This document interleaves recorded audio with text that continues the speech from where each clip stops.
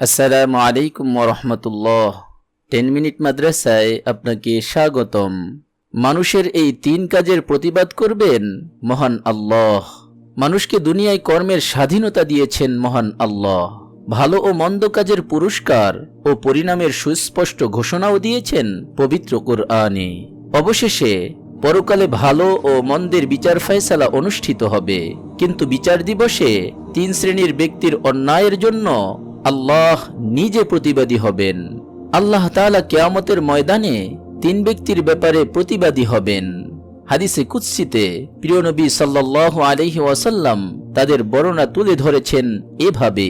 হযরত আবু হুরায়রা রাদিয়াল্লাহু তাআলা আনহু বর্ণনা করেন, রাসূলুল্লাহ সাল্লাল্লাহু আলাইহি ওয়াসাল্লাম এ মর্মে ঘোষণা করেছেন যে মহান আল্লাহ বলেছেন, 3 ধরনের লোক এমন আছে কিয়ামতের দিন আমি স্বয়ং তাদের ব্যাপারে প্রতিবাদী হব।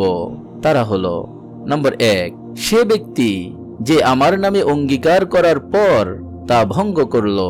নম্বর 2, সে ব্যক্তি যে স্বাধীন মানুষকে প্রতারণা দিয়ে বিক্রি করে তার মূল্য ভোগ করল। নম্বর 3, সে ব্যক্তি যে কোনো মজুরকে খাটিয়ে তার কাছ থেকে পুরোপুরি কাজ আদায় করে নিল কিন্তু তার মজুরি বা পারিশ্রমিক দিল না। বুখারী, মুসনাদে আহমদ ও ইবনে মাজাহ।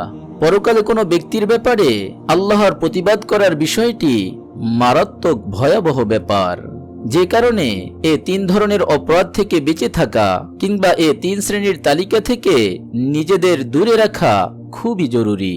ধর্ম, বর্ণ, জাতি নির্বিশেষে সামাজিক দৃষ্টিকোণ থেকেও এসব কাজ মারাত্মক ঘৃণিত অপরাধ। সুতরাং প্রতিটি মানুষের উচিত আল্লাহর নামে অঙ্গীকার বা শপথ করে তা ভঙ্গ করা থেকে বিরত থাকা, মানুষের সঙ্গে যে কোনো ধরনের প্রতারণা থেকে বিরত থাকা এবং শ্রমিকের যথাযথ মূল্য বা পারিশ্রমিক কাজের সঙ্গে সঙ্গে দিয়ে দেয়া। তবেই পরকালে আল্লাহ তাআলার এ কঠিন অবস্থান থেকে মুক্তি পাওয়া সম্ভব।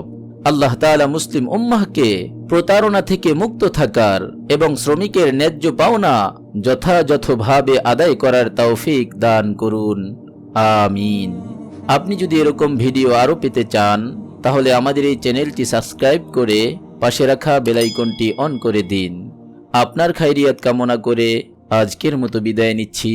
আসসালামু আলাইকুম ওয়া রাহমাতুল্লাহ।